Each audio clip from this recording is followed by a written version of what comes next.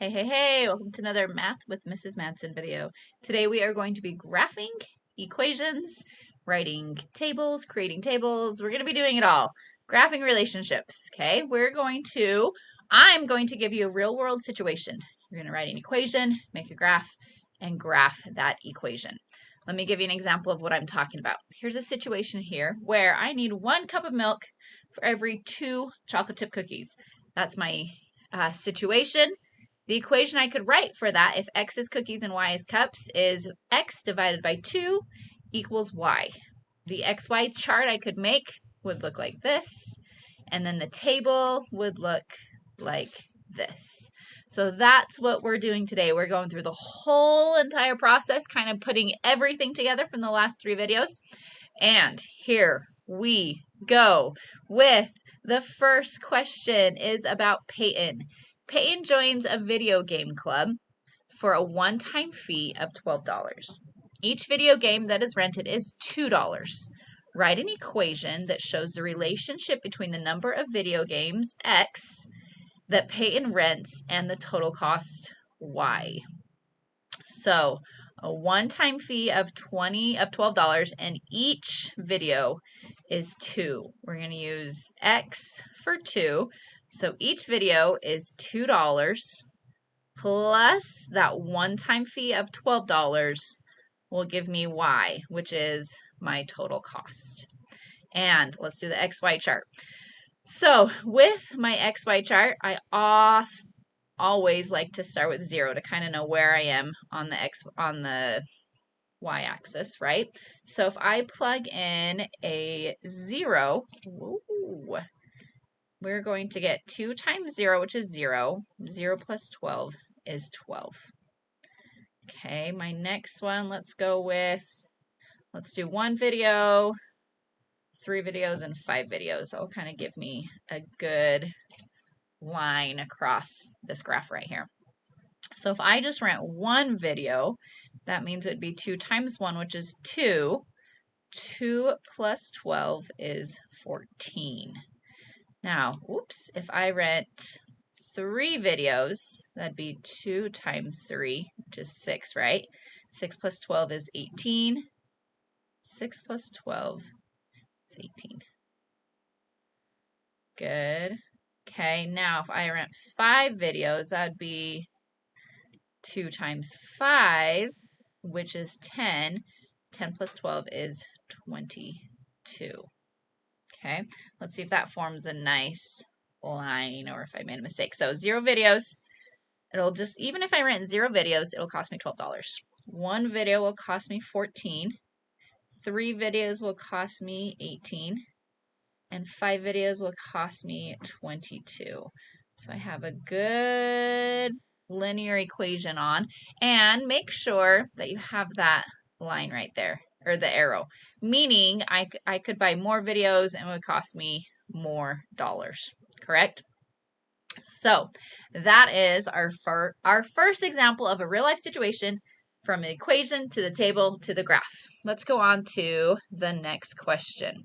This is about Shawnee. She read X pages of a 215-page book. Write an equation that represents the number of pages Y she is left to read. Okay, so X is the number of pages that she has read. Y is what she will have left to read. Let's think about this one. Y is how many pages she will have left. She started with 215 pages, and then X page, she is read. So she's read X pages. So let's subtract the pages she has read from the total, the 215-page book, and that will give us Y, which is how many pages she has left to read. Got it. Okay, so here's our XY chart. If she has read 0 pages, well, what's 215 minus 0? 215. That makes sense, right? If she's read 0 pages, she's still going to have 215 pages left to read. What if she's read, well, let's do 10. What if she's read 10 pages? Well, that's going to be 215 minus 10, which is 205. And what if she's read 20 pages? Well, that's going to be 215 minus 20, which is 195, right? And if she's read 30 pages, that will be 185.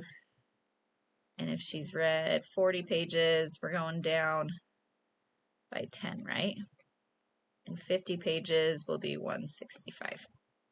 All right, so 10 pages, she'll have 205. 0 pages, she'd be up here, right? At 215. And then 20 pages, she'll be at 195.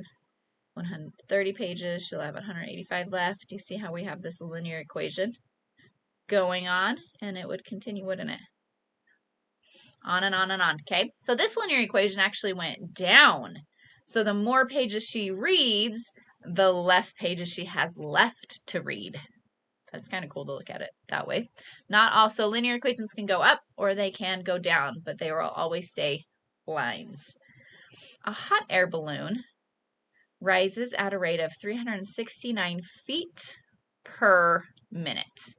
Write an equation that represents the altitude y of a balloon after x minutes. We're doing xy again. An altitude, so the altitude is how high you are after x minutes, and minutes is right there, so we'll do x for minutes. 369 feet per minute, and we're using x for minutes. So let's go 0. If the balloon has, let's see, 0 is down for minutes, right? If the balloon has gone for 0 minutes, plug that in, 369 times 0 would be 0. That would make sense. After 0 minutes, the balloon will have gone 0 feet. That totally makes sense. After 1 minute, 369 times 1, it will have gone 369 feet. After 2 minutes, it will have gone 369 times 2, 12, 13, 6, 738. After 3 minutes, 369 times 3, 27, 18, 19, 20, 9, 10, 11, 1107. All right, so now I've got my table. I can graph it. 0 minutes, 0 feet. 1 minute, 369.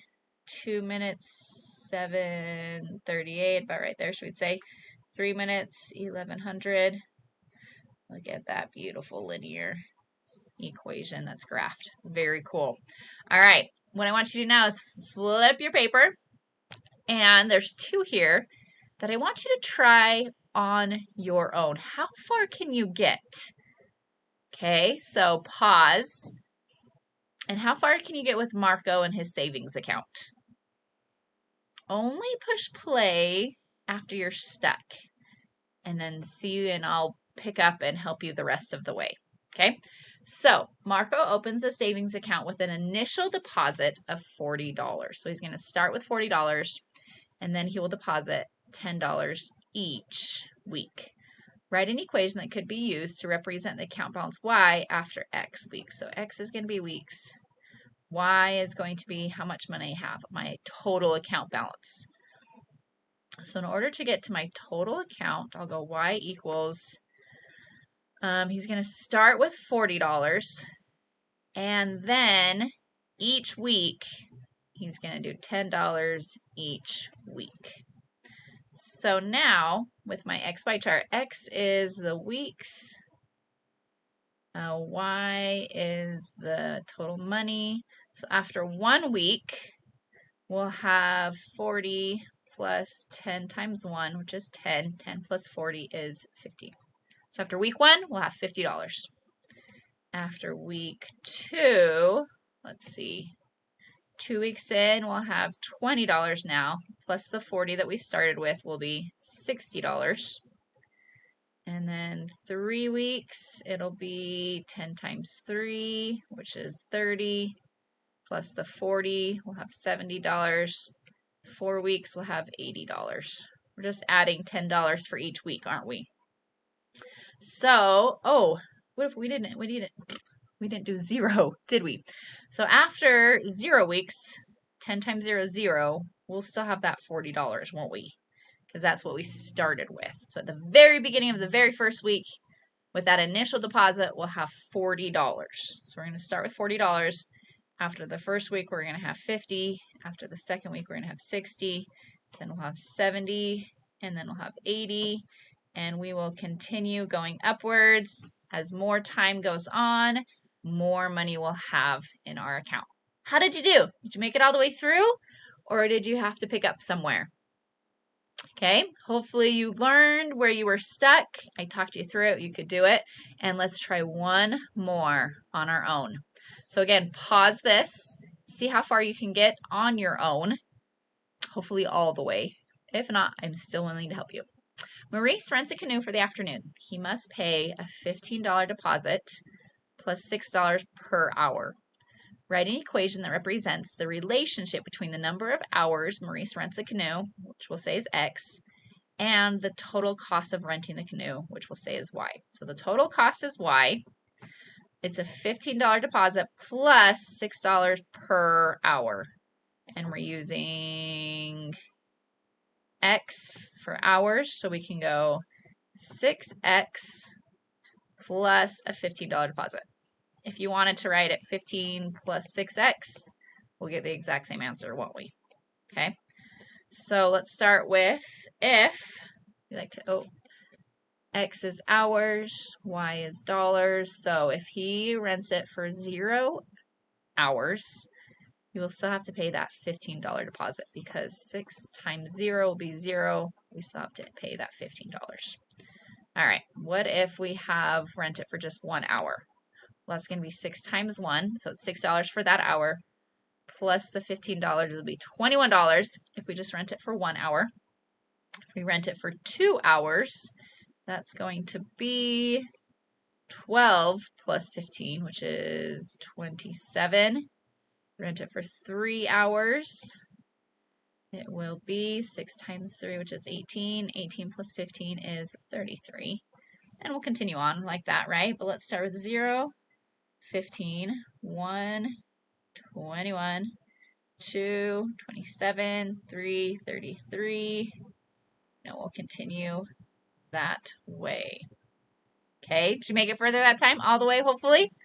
Well, there's a few more ones that you can practice with the paper practice, and then you're on to the mastery check, followed by the skills quiz that will cover everything. Have a good day. See you later.